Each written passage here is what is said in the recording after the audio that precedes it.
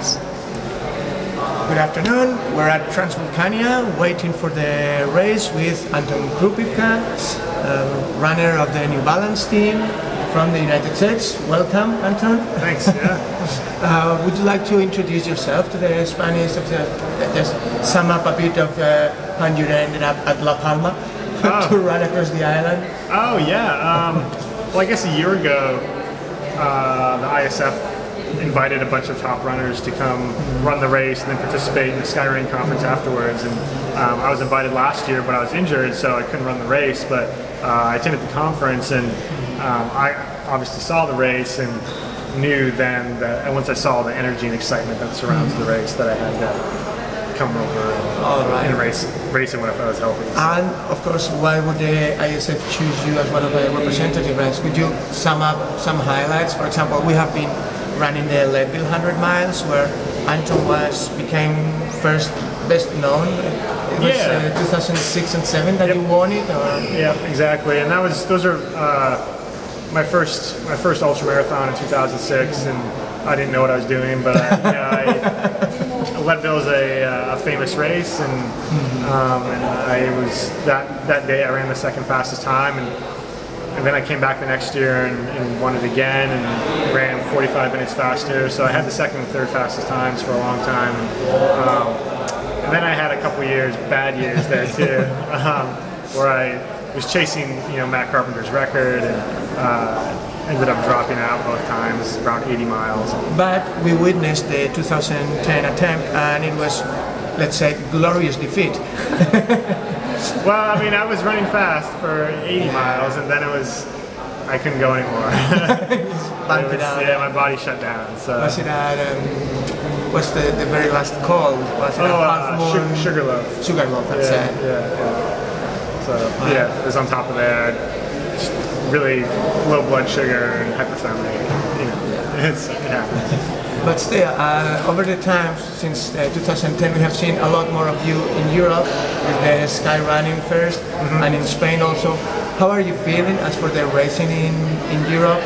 The last year you have done, for example, at Cabals del Vent, it was a beautiful race between you and Kilian. Yeah, I mean, I really enjoyed Cabals because I'd been hurt for a long time, and I felt like that race showed myself that I could still compete with the top runners in the world, and that's obviously pretty gratifying.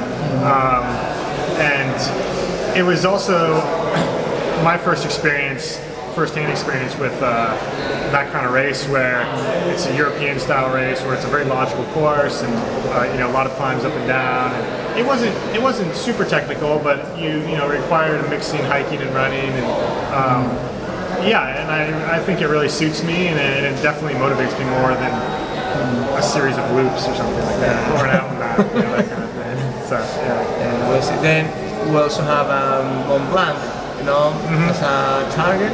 Yeah.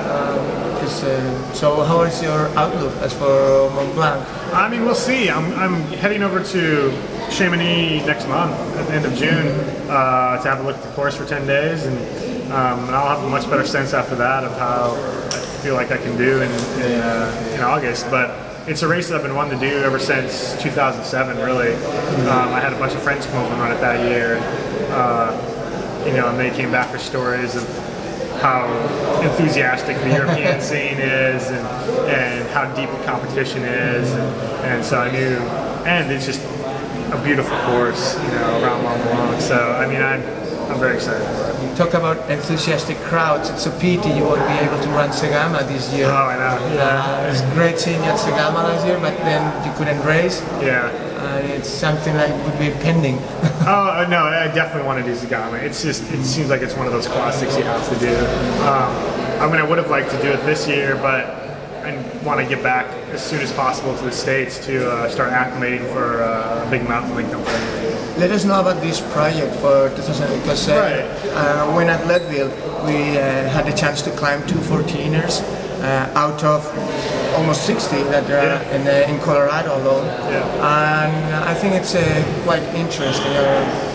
Yeah, so this project is in the Leadville area. As you saw there's there's several 14ers there, but this particular range is the Suwachee. I think our audience might need to know what a 14er is. Oh sure, yeah. So 14er is is a 14,000 foot mountain, which is roughly 4,300 meters, I think, 4,200 meters, something like that. And like you said, there's almost 60 of them in Colorado, but there's this range outside of Leadville, the Suwachee range, where there's 14 of them, all right in a row. So it's very logical to hit them all in one shot. Well, logical, I mean. Well, it makes sense. It's like, okay, there's the landscape, but it's about 90 miles. So all right. Yeah, I don't know what that would be. It's like 150K, and about almost 15,000 meters of vertical. Yeah, it's a lot. It's a lot because it's almost all off trail. You just go from summit to valley to summit the whole way. Well, not to mention that the average altitude you'll be running at would be 4,000 more or less. Oh yeah, because the peaks are 42, 4,300, and the valleys are 28, 3,000, something like that. Just for people to get an idea, could we say that at 4,000, in example, you'd be running with 30% less oxygen, more or less? Something like that. It's less air pressure up there, so the air's not as thick. Yeah, it's a bit more demanding. Yeah, and that's why I need to get back, is because your body needs to acclimate to that. But once your body acclimates, you get really strong. Yeah, that's what I'm doing in June. All right. And any other challenges for the second marathon half of the year?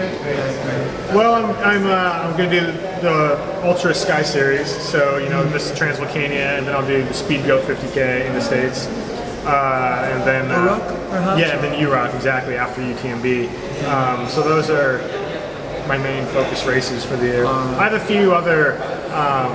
There's another. It's called the Elk Range in Colorado. It's over by Aspen, and there's 7 14ers in that range. And I would like to do that in one shot. And that should take about half as long.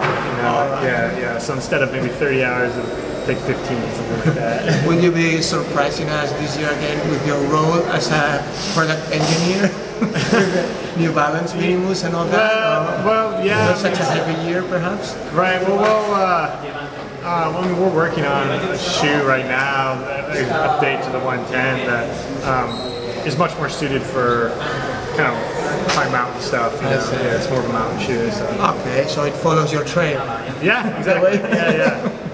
Trying. Okay. Great. Well, best of luck, Anton, and thank you very much. Yeah. Okay.